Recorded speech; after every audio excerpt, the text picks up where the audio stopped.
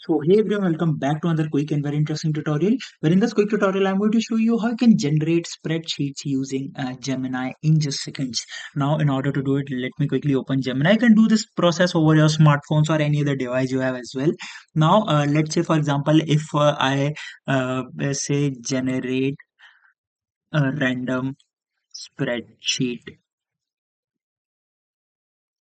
for testing.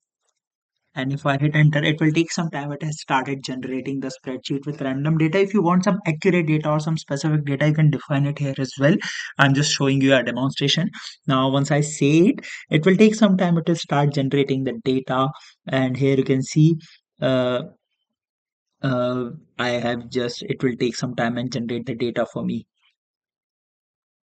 Here you can see the data is being generated. Now just simply click on this option of export to sheets and you can see it started saying creating spreadsheet.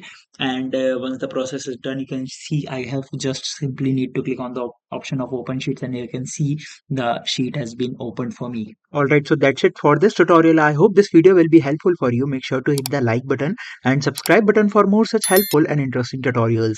See you in the next one. Take care.